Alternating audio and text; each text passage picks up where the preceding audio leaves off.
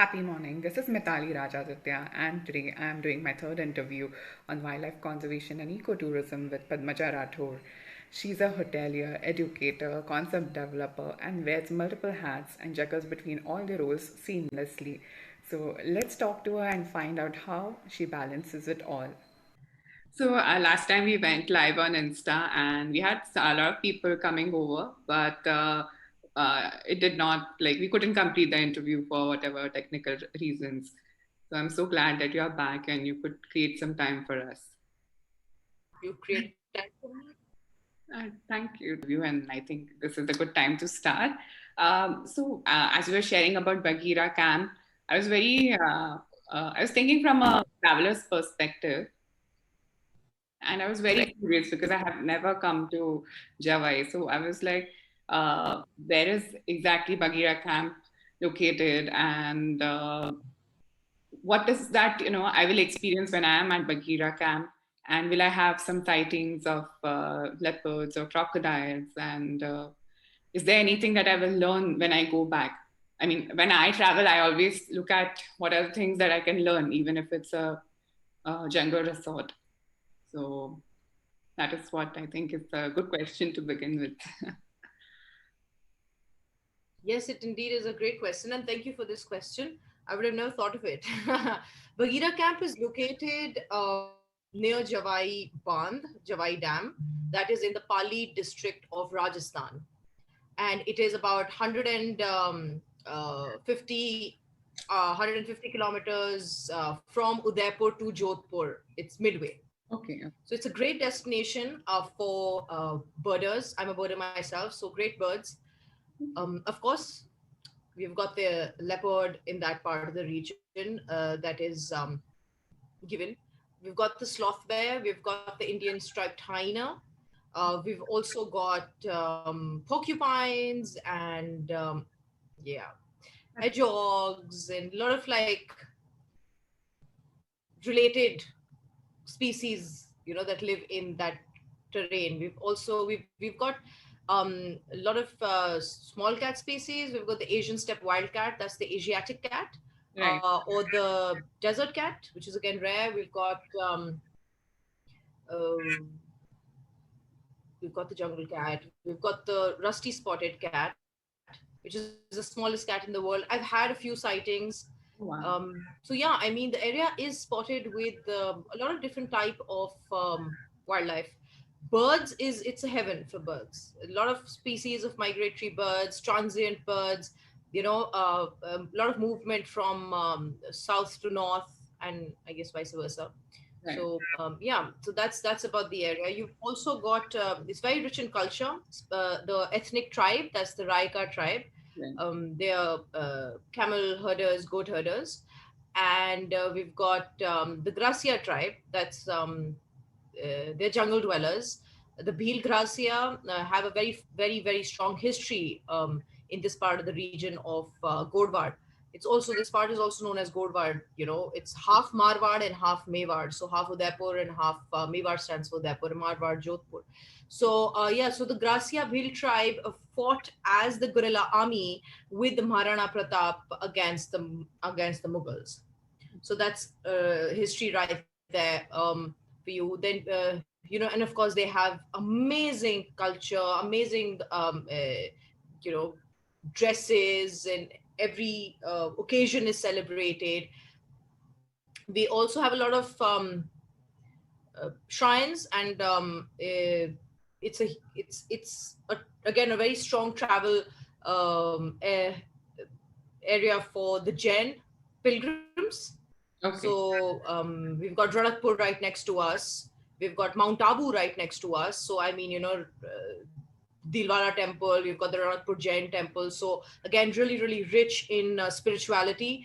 The land is again, uh, it's granite, lots of granite. You can see behind me the leopard sitting on granite rocks. So a lot of gravel, a lot of granite.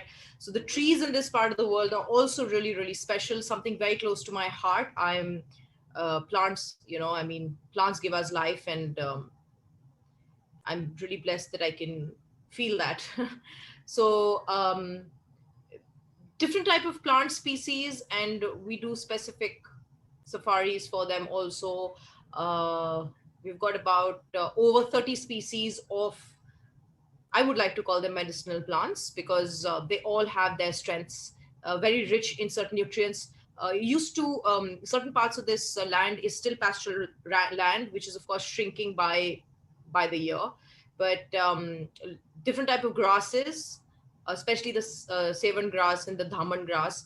Then we've got yeah, so it's got everything. It's a small, I won't call it small, but it's a very precious biodiversity which is connected to the Aravali range, spreading both north and south of the range. Yeah. And Okay. it's slightly off. Okay. So if we come to Bagheera camp, we can go for a walk, or it's not suggested to go on walks. Can we walk around? Walks, yeah, but again, because of the sloth there, we need to be really, really careful. Certain areas should not be used for tourist walking at all. I would say that. But yes, I mean, we've got, you can always hire camels, or you can hire, I mean, if you don't want to ride, so I bet there are a few horses around. You can, yes, bullock carts is a beautiful way of seeing that entire area. I mean, 2 to 3 people on a cart with your own stuff. You can also, of course, hire jeeps that, at a, um, so yeah, uh, Okay. that's, so you Sounds can do good. bird watching, you can do treks and hikes during the day. You can, there is culture, different, a lot of different tribes. I mean, I've named two, but apart from that, there are more tribes. We've got jogis, those are the snake charmers. We've got yeah. So I mean, there's a lot going on. Yeah, a lot of things. A So lot we, going on. A lot of different, lot of different type of, yeah, a lot of different type. And there is, of course, there are schools. There are small schools, and I've always been a huge fan. Wherever I travel, I would love to kind of, stay there for a week, 10 days. Always play a few games with the village kids. When you go to any part of the world, and do a little bit of drawing maybe. So it always kind of adds value to the land. So right. you're just not taking something back, you're actually leaving yourself behind for you to return if you ever do. So there's always a reason. You can always come back after a few years, and maybe repeatedly after every year. So yeah. It's amazing thought, yeah, to leave yourself behind, like by teaching something. That's amazing. So, from what I heard, I mean, I'm really looking forward to. I'm also, I love bird watching. I'm a travel photographer, so I will have an amazing experience of different cultures and colors and greenery and wildlife. So it sounds amazing. So thank you so much for sharing about your what all is available there. Thank you. Uh, I would I like just to, wanted to make an addition there. Sorry. yeah, yeah, please go ahead. Sorry. Yeah. So it's a great landscape if you are into fitness. So be it yoga, or be it like harder terrain runs or something. It's amazing. I mean, I personally have done both. It's great to sit on, because it's really ancient land, right? These rocks are really, really old. They Right, possess a lot of energy. This is, see, the reason I'm saying this right at the end is maybe because everyone is, this is, meditation is not everyone's choice of cake. So but yeah, I mean, just lying down on rocks is therapeutic. I worked with several people, including myself, on healing like certain parts of your system in this, with meditation, with the breathing, with just sitting with rocks at different temperatures. This area has a lot of caves and crevices, so you can always kind of, take advantage of that kind of energy, and have an exchange where you further rejuvenate yourself. And yeah, so this is, just wanted to add this. Apart from this, I mean, always great to clean up some mess and dirt from, like, the surrounding areas or villages and probably lakes and ponds. So water treatment, operate, the whole idea, like I'd mentioned even earlier, Bagheera camp is based on water conservation. right. So yeah, picking up when you're going on that walk, when you're going on that safari, you come back with a bag of plastic, and you make that effort as a traveler, as a hotelier. So I mean, this is another add-on for, I mean, I always encourage people to do it, but again, like, it's It's something I that would like to believe that you can ask people for it, but then people, it's a choice also. But that's a yeah, mind. now that you've actually asked me so. Sorry, I missed your word. Sorry. No, I'm done. Yeah. So stuff like this, yeah, it's like a lot of It's a holistic approach, I must say. it's That, living yeah, it's a holistic approach where you are, permaculture. I'm yeah, finding the word. Permaculture, forest therapy, yeah. stuff like that. Yeah. And of course, bird watching and other wildlife species And and food, I think culture and food is something that people look forward to when food. Yes, I forgot all about food. food. Yes, both.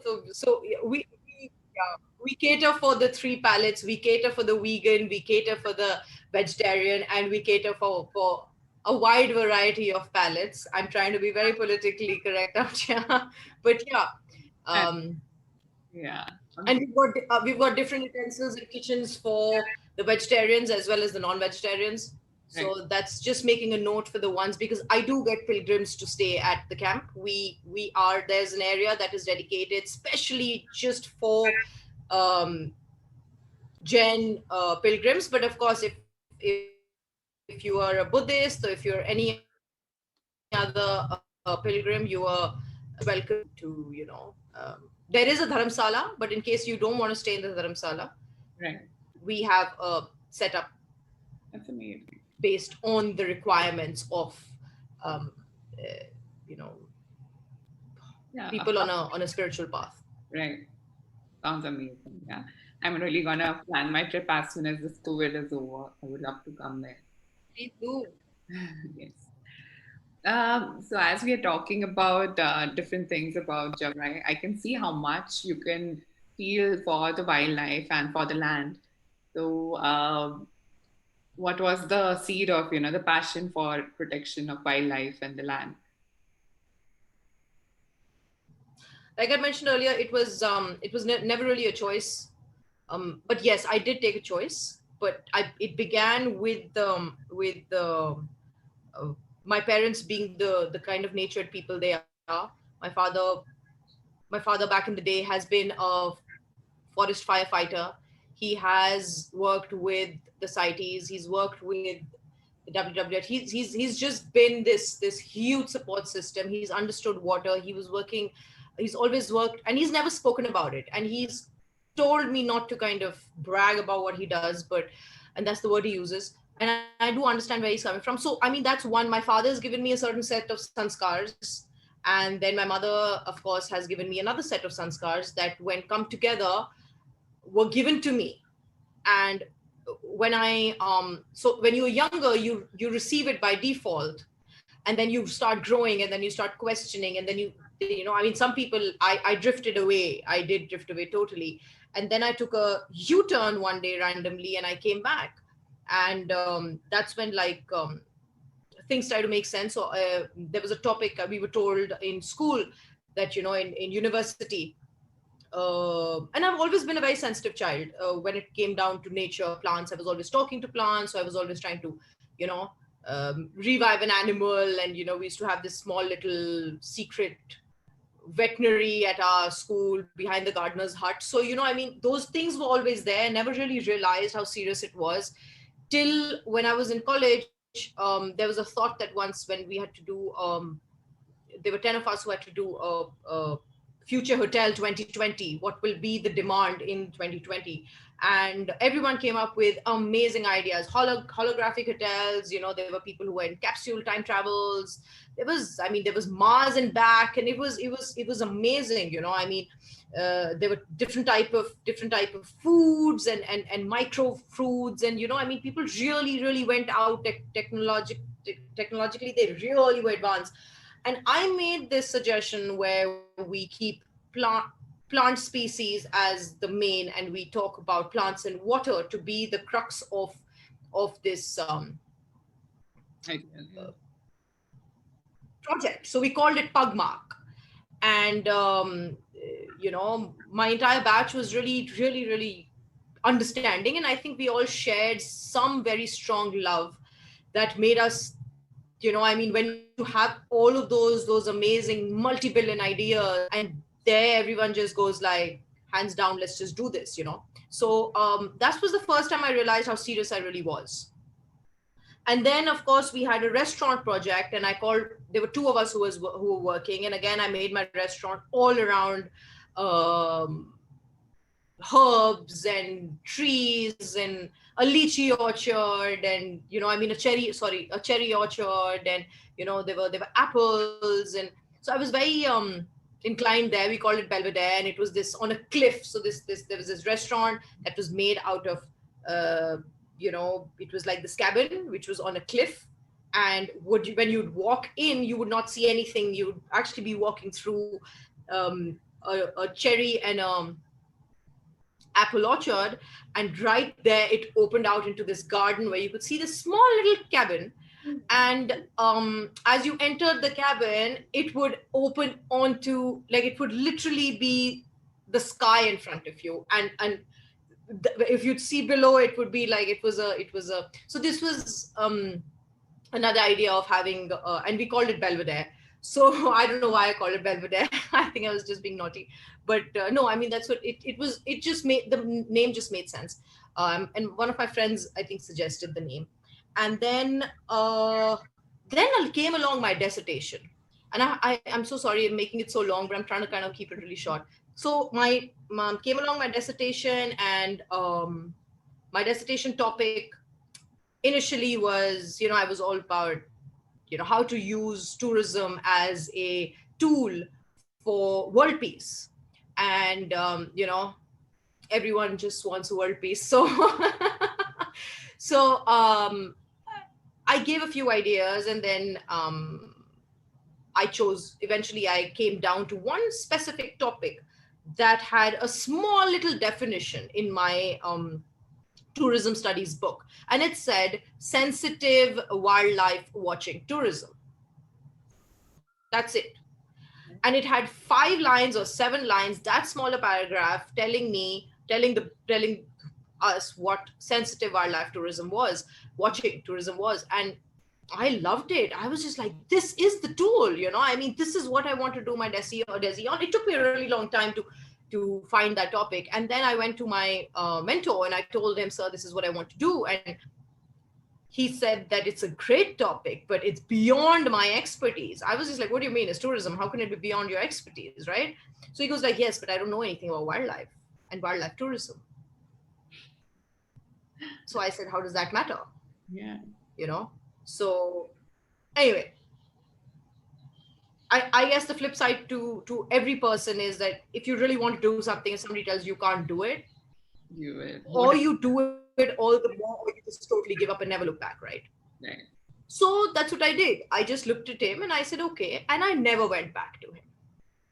I decided I'm not going to do a DESI. It was so clear to me that if I will do a dissertation, and this dissertation is important because that's how you get the honors degree. So I said that if I do a dissertation, I am going to do this topic and this topic only. There is no other option. Because I don't understand anything. I mean, yes, theoretically, I understand revenue, but I would use revenue if it comes to sensitive wildlife watching tourism. Otherwise, I'm not interested. So my interest levels were very, now that I'm looking back at it and I'm talking to you, I realize that how strongly I was compelled by environment to be there, to receive from it and to be able to use my mind and my brilliance to be able to do something with it and make a true impact. Right. So my principal, all the desis have gone in. Okay, this is the turn of our 4th year, and my principal, my great principal, Dr. Jairam, he is brilliant. He calls me to his office and he says, where is your dissertation? I have got every dissertation out here. I don't see your name. So I said, because sir, I have not given my DESI in. So he said he was not surprised. He was not surprised. So he says, okay, I want you to do your desi. I said, I will do my. He's, do you have a topic? I said, yes, sir.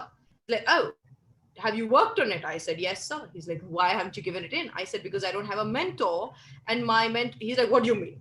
So XYZ person's your mentor. So I said, yes, but it's out of his areas of expertise, sir. That's what he said. So, of course, he spoke to him. He's like, sir, it's beyond my areas of expertise. She's chosen a very, very small and a very sensitive topic. There's hardly any information on this topic in this, I mean, there are only 4 or 5 people who've done research, and this is, 10, 12 years ago. Right. So my principal said, go get me your desi. I give you 10 days. He gave me grace period of 10 days. Wow. He said, I give you 10 days. I need that dissertation on my table, printed with 2 copies, one you keep for yourself. And I said, but what about my mentor? He said, I cannot be your mentor, but I will make sure I supervise it and it goes forward. Means the university accepts it, because he had that power, right? Right. Till date, you will not believe, I'm so grateful to him, but till date, I mean, I was really proud of the fact that my desi went in without a mentor, but it has validity to it. Like, if somebody today wants to refer to it, just for motivation's sake, just for what were you thinking, just for, is it possible to do something like this? Yes, it is. And Dr. Jairam is the one who made sure, my principal, that this happened. So that was a huge push. That's when it snapped in me. I just knew. I said, if I'm going to be this person, I will be there, receiving and giving with the environment, and making sure that we use ourselves as human beings as, as a facilitating substance to the environment. And even if it is tourism, it's doable. Yes, it will be difficult. I knew the challenges, man. I just knew, but I thought that it's doable. I believed in it so strongly. Even right now, see, I'm just going away. I'm getting very, very like, so yeah, that's the Yeah, story. I was just journeying with you. I was just watching you, and the way you were sharing, I was with you in the whole journey. I could see the whole thing. So beautifully explained. I'm so glad your principal stood by you and he gave you that time. I mean, we're so grateful for some of our teachers who really push us and believe in us. So it's amazing. I'm so That's amazing. So Yeah, Swami, I love the fact that, yeah, I mean, some of the teachers really believed in your madnesses, right? yeah. It's hilarious. But I mean, that's how I think we have you doing the Bagheera camp and, showing all the youths that it is possible, eco-sensitive tourism is possible. So that's amazing. I'm so glad that happened. And so, I mean, apart from Bagheera camp, what I've heard and what I've read about you is you handle or you have founded a school, uh, and you are also a part of something called Rewilding Jawai. So first, since we're talking about wildlife, would you like to talk about Rewilding Jawai and what exactly happens in that initiative? So Rewilding Jawai, like the name already kind of states, it is basically to rewild an area that has been decimated due to whatever reasons. In this case, it's due to overgrazing, and of course, mainly it started off with overgrazing. So what we started to do, the first thing that we started to do was we recognized the native species of the native species of plants in that area. And we started to save the native species and protect the native species, especially the ones that would grow naturally and they were really small. So we started to kind of preserve them. And we started to spread the word with the locals that every few feet, tie one tree up. Because see, if it's a pastoral land, we need to understand we can't just take that away from them. You can't just seal off the whole land saying that this is, nothing doing. So that was the first thing, identifying the plants that should be saved every year. So it was a really slow process. So this was number one. Number two was, there was, in the name of shikar, or in the name of this thing, there's a lot of like, I don't know what the right word is, if poaching is the right word. I don't want to offend people out there who enjoy it as a sport, whatever. I have nothing against you guys, but take it easy, man. So there were a lot of people who were infiltrating that area, killing animals, like chinkaras, and chinkara is it's a vulnerable species, of the Indian gazelle. So there was this one instance where uh, I was going around, kind of making people aware of not doing this, and how it's actually not a very like cool thing to do. And it's you will not believe it. A person had the audacity in him, and he had audacity, that's why he did it, right? To kill a chinkara and to drop it right in front of my gate. And he said to the person who was there, that we've not killed this on her land that she's going to boss us around. Why don't you go tell her, I want to see how much she has in her to actually do something about this. And he walked off. God. That's terrible. So the thing is that really, like, I said, what do you mean by, I'm not out here trying to prove a point. Right. I don't need to prove a point. Let's begin with that. People, we don't need to prove a point. There is a point.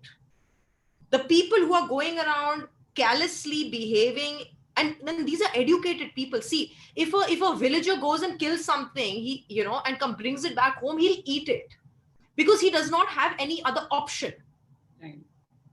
Right? I'm not saying I condone with it, but I'm saying that is his source of food. But if an educated person kills something just for the fun of it, it's ruthless. Even if it's to eat, the point is, my question to those people is that, dude, are you starving? Are you starving that you have to kill the only 20 to 30 animals that are left, or 200, 400 animals that are left? The question is, are you doing something to make sure those animals, are you bringing those animals back? Are you creating a balance? See, if you create a balance and you take a buck down, it doesn't disturb the balance, it adds to the balance. Even we know that. Right. But if you are not doing anything, and then you go out there and you start killing something just because you want to eat it, because all of a sudden you say, oh, I'm craving game meat. Well, you know what? I think you're the one proving a point. So anyway, so that happened. So that again was like, I was like, what should we do? So we formulated something by the name of Gorward Rangers. And that was inspired by the Congo Rangers. So I read somewhere long time ago, I was a kid, and I read that there were these people who used to keep their lives ahead of the lives of the silverback. And I've not traveled out of this country, this, that, and the other. And again, like, this is when I was, 19, 20. And I told myself, I got so inspired by the Congo Rangers. I was just like, you guys are amazing. You're ready to take a bullet? I was just like, that's it. I know what to do, The point is, if there is somebody who's going to want to shoot an animal, my Jeep is going to, I am going to be there between you, and you fire, baby. Because it doesn't matter if you shoot me. I was that clear in my head. Right. Maybe I did not know how to gather all those many people, like educated people, like people like you, people like Bhavna. I didn't know. I didn't know. I was just out there trying to just happen. Yeah. Save my family. Yeah. For me, the jungle was my home, and these were my friends. And This is on more, I'm talking in a very intimate way with you, but if you just want to see the flip side to it, I mean, by the end of the day, it's every citizen's responsibility. If you feel for your land, it is your responsibility to fight that one little squirrel somebody wants to kind of hit and practice target on, or probably like, so and this again I learned from my father. I mean, he was also, back in the day, he's done his bit of fun and games, but the day he realized, and the day he realized that it affects me, Right. he chose another path. And as far as I go, I mean, it was very clear. Then we had this whole anti-mining, the movement that started off, and I started to talk to a lot of villagers, a lot of old people, getting to know stories. So it started to get me really aware of my powers. First, I knew my rights, but I didn't know my power, because now I'm standing up against my own family. I'm standing up against friends. I'm standing up against people who are constantly making fun of me, telling me that, oh, you are too intense a person, or you're too masculine a person, or I mean, stuff like this. So oh, pata nahi apne, things like, oh my god, what have you gone through in life? Why are you so live and let live? So I'm saying, yeah, that's exactly what my point is. If you saying live and let live, so this happened. After that after that so initially the problem of plastic was not there in that area. I'll be very honest to you. This is a very recent thing. For the past 5.5 years, 6 years, this problem has come up. So a lot of plastics started to come into the area from surrounding areas, and the winds used to bring it, not people. Winds used to bring it. So we started to clean out the plastic, because obviously, you're seeing a plastic hanging on a tree, you'll take it off because it's. And then, as tourism increased, what started to happen was a lot of people started to break their beer bottles in that area, because this area is, again, like I said, revenue land or pastoral land, right? So the high problem of beer bottles, um, broken beer bottles, and even blades. The blade. Yeah. How come You blade? collected. Oh my god! Yeah. I have an entire box. I'm actually collecting all the blades in that area. It's crazy, because see, what happens is the villager does not realize. They'll use a blade and they'll chuck it. Oh God. They don't realize it. Yeah, I mean, They don't realize it. hmm. And this is a universal problem. This plastic pollution, it's a universal problem. All of us have done it. I've been a part of it. You've been, like, I mean, when we started to use our personal care, sanitary stuff, pads and stuff, like, did we ever think where it How long? goes? Yeah, yeah. But now it's like, oh my god, every month I have to go, like, how am I going to compensate? Are there other sources? And yes, they are, but Right, do they fall into a budget? Can the average person afford that? right. I mean, there are things that are biodegradable, made out of so I mean, basic stuff like this. So, like, our cream bottles, our shampoo bottles, Hmm. we kind of use them like Harpic, the thing that we use for WCs and stuff like that. So where does all of that go? Our recycling system is not very strong. So that happened.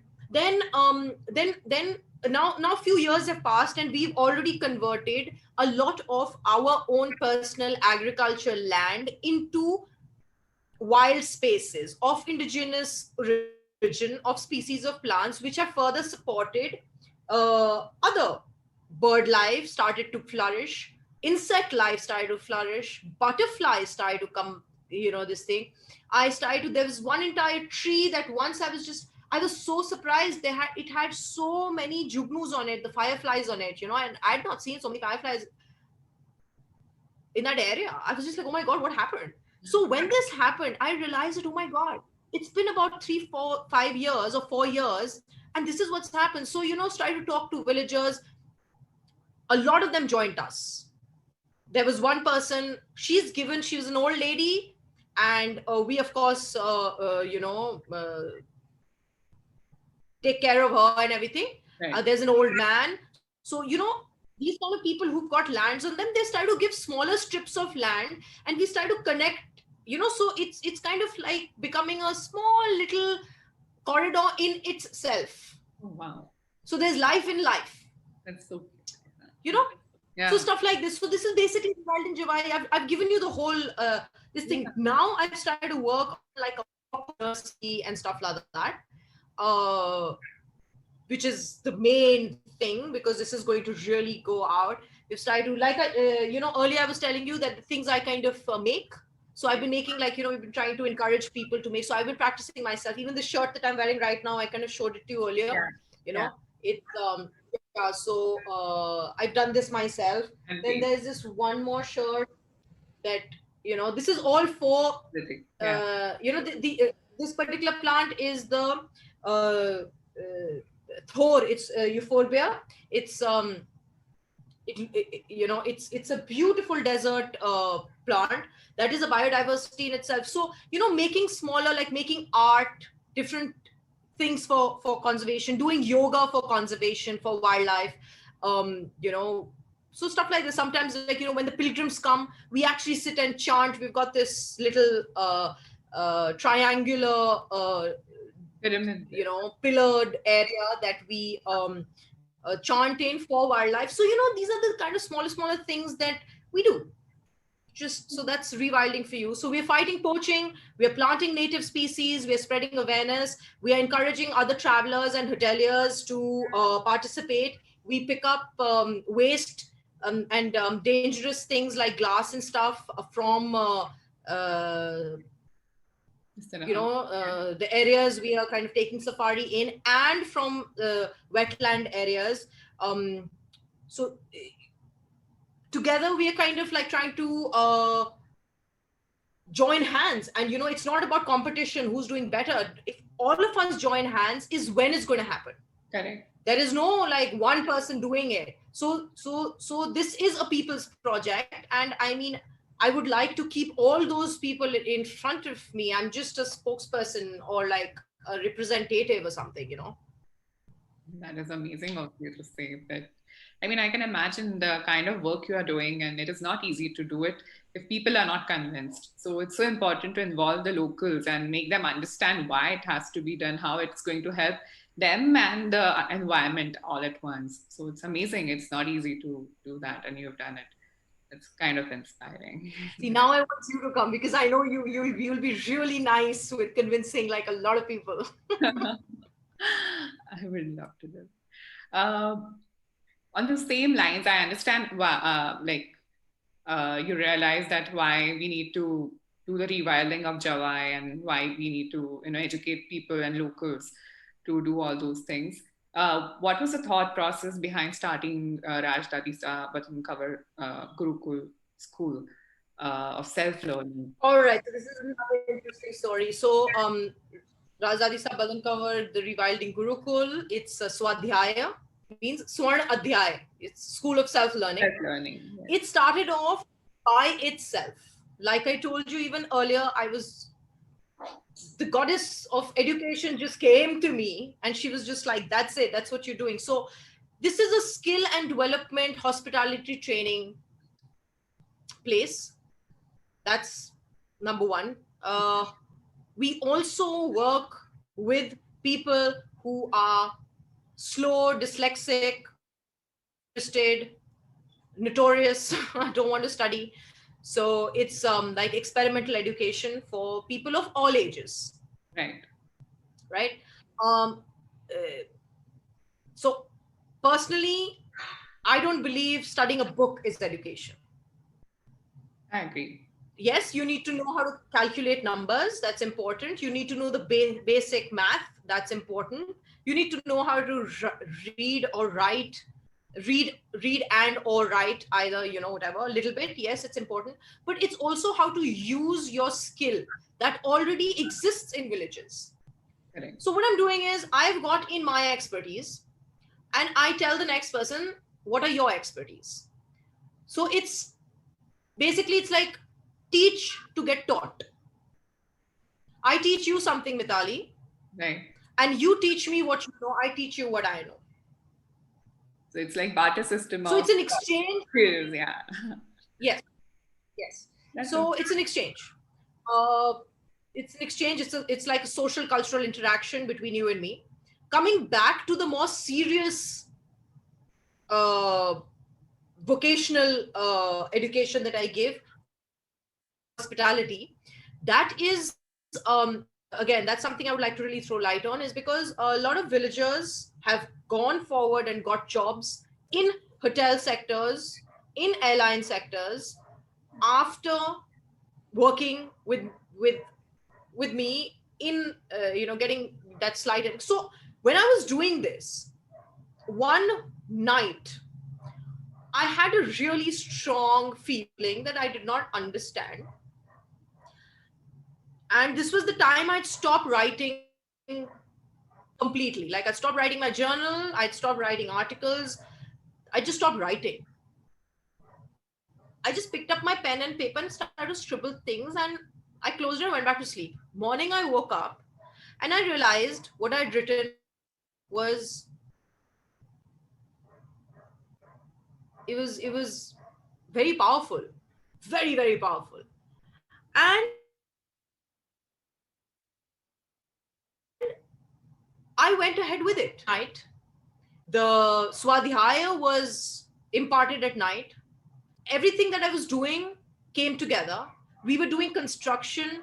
My Tekadar, I chucked him out because he was just waste of space, really dirty, filthy man. Chucked him out. My father told me very categorically that I am stupid, and yes, I was stupid. But he said one thing that stayed with me, and what he said was, he said that if your construction site remains, if it remains abandoned, it will never start over again, because that's how it is. No other thekadar will come and take the site. So why don't you call that man up and just call him back? It doesn't matter. I don't know if it was my self-respect, because I don't know what self-respect is, and I don't know if it was my ego, because it's quite possible that it was my ego. But let's say a mix of both. Right. I said, I'm not calling this guy. And it dawned on me that a construction site can only be abandoned if nobody is working on it, right? Correct. But even if there is one single person picking up one stone and placing it every hour, that site is an operational site. It's just a really slowly operational site. So I just tried to do that. And these are the two things that happened pretty much simultaneously. Like, I wrote those notes and I had this construction catastrophe on my head together.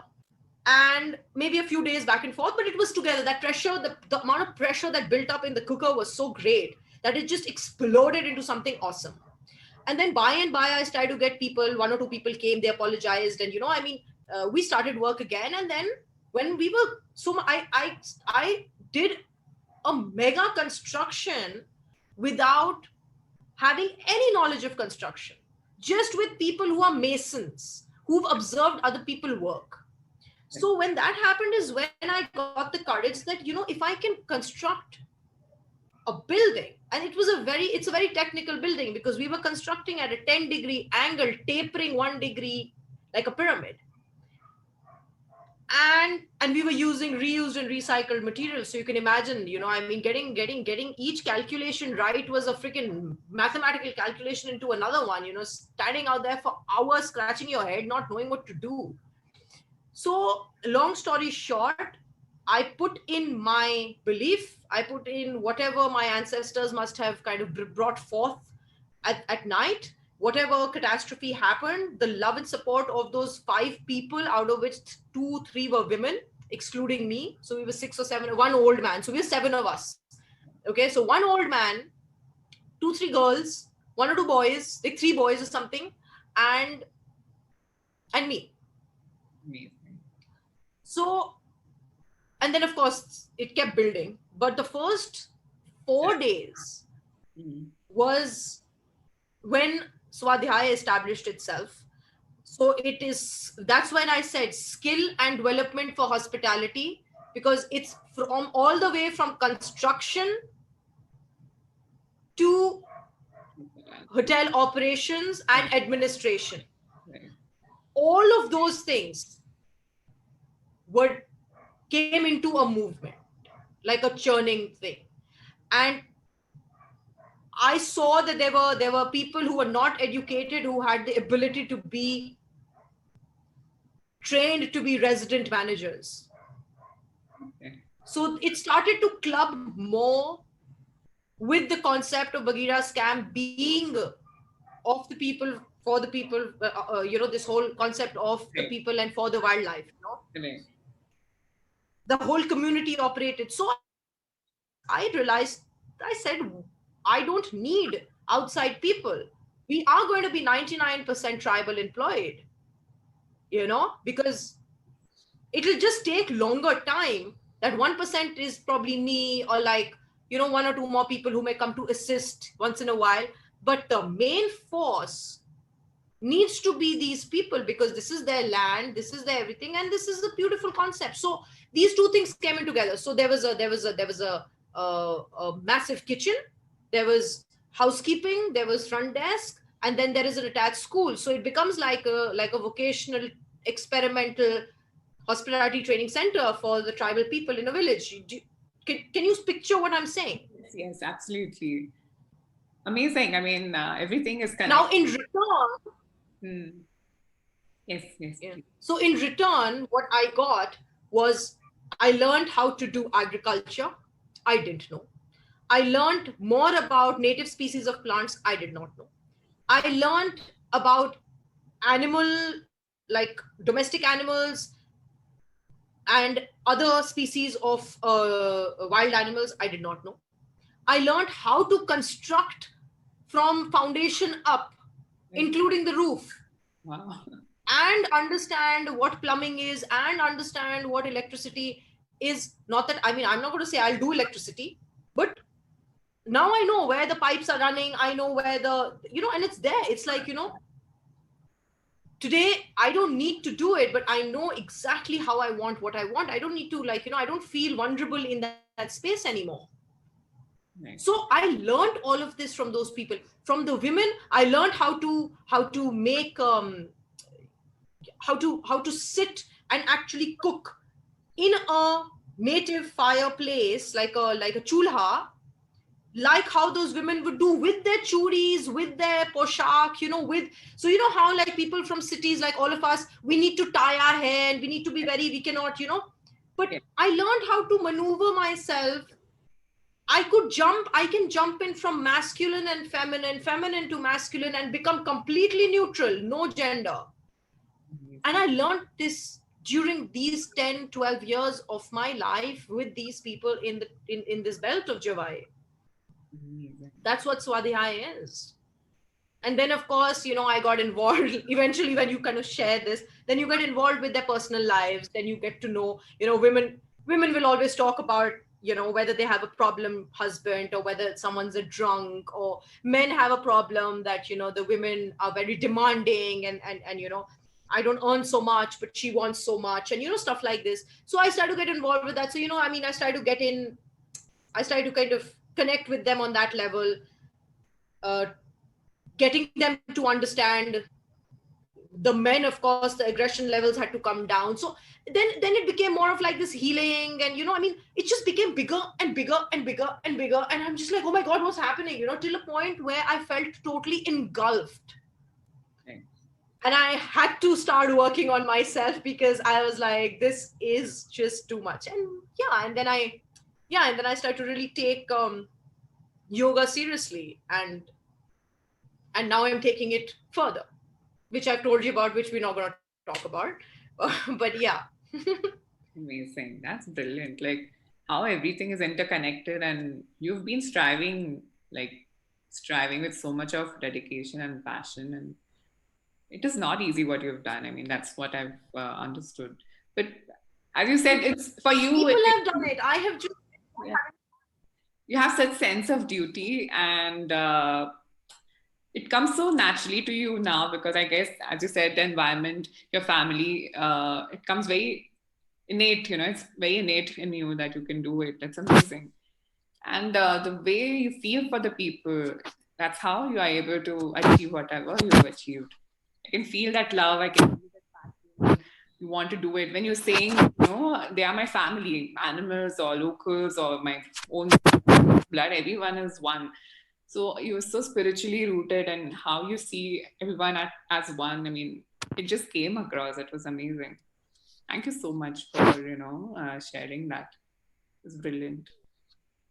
I heard that you've also started into short films, and you're doing short films on wildlife, and I think about the city of Jawai, right?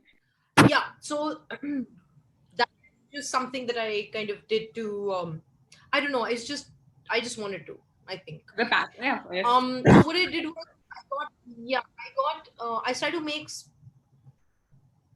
I started to make like these I got a TEDx opportunity. Wow. uh, yeah, and before that with me is that I cannot kind of, I have so many pictures and stuff, but I can't get myself to share them because I just think that I just don't know how to, I just feel very like I need to have a reason enough, strong enough to share that with somebody. I can't just share it just because it's a nice picture and I want recognition for it. If that picture can heal somebody, if that picture can bring a smile on somebody's face, if that picture can be a medium of some sorts, then yes. So I was given this opportunity. TEDx happened to me.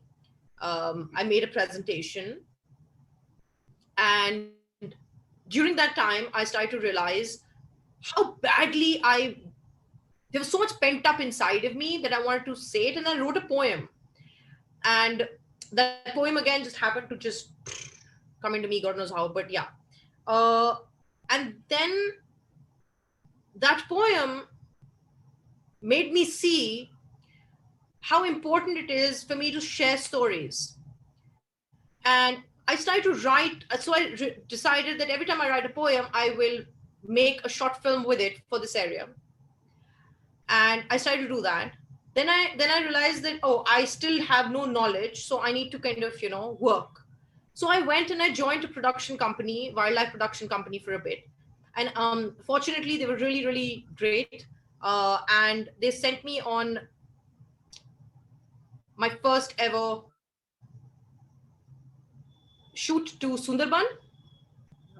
And we did Sundarban in the summers. So generally everyone goes to Sundarban in during season when they can see tigers and when the wildlife is oozing from every part, right? We went when it was humid. There was nothing. So the challenges were great. I thoroughly enjoyed myself, met people, got to learn how to I got out of my comfort zone. You know, I'd not met other human beings for a long time. I got a job with another company, of course. That was different. I mean, I wrote a script for them. I realized I'm good. I also kind of learned a lot. My team taught me a lot, angles and stuff. I was still using my photography skills. And yeah, then we came back and then made this film on Sundarban with this company who I was working with. And I'd made a few films before that. I'd made a film on kites of Mehrangarh, and I kind of wrote a poem for the goddess there. And so yeah, it was a very back and forth. Then I came to Jodhpur. I made like a few clips on Mehrangarh again. So it kept going back and forth, back and forth. So this interest of mine developed. It's more like a hobby, and it's something that I would really like to pursue forward. But yeah, I mentioned it to you in my, the write up was because, you know, I remember you telling me I want to know what you do. And I realized that, I should talk about what I do because, I mean, apart from just being out there in the jungles and doing all of this, I do try to take out time Yeah. for myself. I mean, it's difficult. Yeah. and people don't understand it because all of a sudden it's like, oh, now you just want to take off in the middle of nowhere, So, but yeah, Amazing. Yeah? You write poems, you that's how it happened. write scripts. Yeah, yeah. I And write poems. I've tried to agree that I write poems. Yeah. it's amazing. If it's okay with you, do you remember something, or would you like to say something from one of your poems? Uh, And okay, it's I didn't know this is random. coming. So, So I don't know. I remember one, but I'd already said it on TEDx, and this other one. no pressure. I was just curious. That's fine. Um, No, I mean, I don't know. It's just I can read it out to you if you want me to. yeah, that would be No, if it's or you want okay me to? with you. Yeah, it's gonna be sweet. Please go ahead.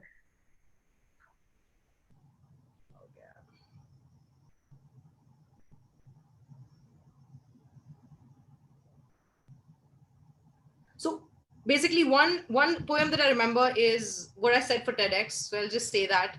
Sure. इस तपती धरती की एक धड़कन में मेरा पूरा जीवन समा जाए. इस तपती धरती की एक धड़कन में मेरा पूरा जीवन समा जाए. अगर इस धड़कन को समझ सके कोई, बेजान नहीं है ये खारे पानी में पनपते जीव, बेजान धरती पे धड़कते जीव. So this one I wrote as for the TEDx, which was really Thank you. Yeah, thank you for yeah. sharing. Yeah. So sweet. So thank you for listening. And then like there's this one I had written. I'd made a story on it also, and then I translated it in English too. So Okay. it's a Hindi and an English duo. Now I'm trying to find it. Okay. Just a sec. Let's see if I can find it.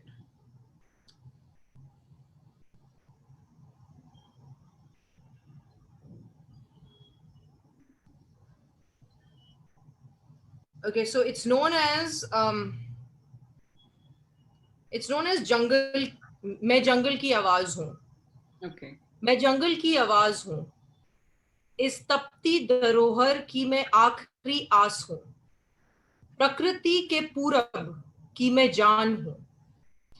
धरती के निवासियों के चूलों की मैं पहचान हूँ. जल की हर बूंद है अनमोल, जिसका नहीं हो सकता है कोई मोल. पर्यावरण का करना होगा हमें उचित उपयोग, तभी हम जल, जीवन, जंगल को एक नूतन आयाम दे पाएंगे. जहां होगा हर मुख बगीर प्राणियों का रक्षण. ओ जंगल के रखवालों, अब आपको जागना होगा. हम सबको मिलकर इस पावन भूमि को स्वच्छ रखना होगा. वन को उपवन में बदलना होगा.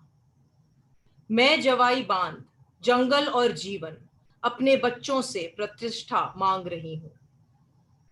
So this is the other one, which I translated in English, and I cannot find my translation. No I'll have to really, really look for it. It was amazing, very deep, and so profoundly expressed. So Very beautiful, very beautiful. thank you. You've taken out time, and I'm so shy right now, but thank you for taking out time. And No problem. I have one last closing question. Is there anything people who will be watching or travelers who might come in the future, anything that we can do in our power from wherever we are for maybe rewilding Jawai or for the school or something that we can do? Would you like to share? so yeah, I mean, I would time is something that is I would really require from somebody who's really wanting to donate. To begin with, your time. If you can physically be present there for 2 weeks, a month and plus, we would recommend at least a minimum of 2 weeks if a month is not possible. And to share your skill, whatever skill you have. It could be needlework, it could be mathematics, it could be reading skills, English or Hindi, art, anything. even if you just are a gardener, or any skill of yours, and you come and you spend time with us, that's one thing I would ask for. In case you physically cannot come, online, if you could, of course you can always get in touch with me, and we can further talk about what you can record and send it to me, that I can further kind of put it into our live library and further share it with um, the Hamlet people, because now people have got these smartphones, so it's Right. a little more this thing. We can probably do a fun session there. This is all because of COVID, Right. so I'm just thinking both ways. Right. Um, Thirdly, if you really want to donate something, I would love for you to probably donate um, uh, Hindi to English translating books or dictionaries. Right. Um, yeah, so Hindi to English translating dictionaries, because that is something that, if somebody is really interested to study and they have no other way of studying, and we cannot go to them, they cannot come to us, that dictionary is a lifesaver, because it will always allow, because he knows Hindi, he wants to learn English, Right. it will allow him, it will always be with him. And these pocket dictionaries come, small ones, they're not very expensive, you can courier them. For the kids, handwriting books, pencils, erasers, sharpeners, 10 rupee crayons, I don't want expensive stuff, Right. it's just about basic things. um then of course, I mean, if you want to, you can always go on Amazon. So what we do is we don't take direct cash, Okay. because at this moment in my life and stage, I'm not ready to assume that responsibility for myself, and I'll be very honest. What I rather do is tell you what I want, and you can always go on Amazon, buy it. And it's not about, like, and I don't expect, like, it's about the smaller investments to begin with. Right. If if in case you are that person who wants to do a large donation, then please personally get in touch with me, and I will let you know how to do that donation. But somebody who can, anything, like, you can always buy a set of 5 crayons, it's 50 rupees. 5 crayons will come, that can go.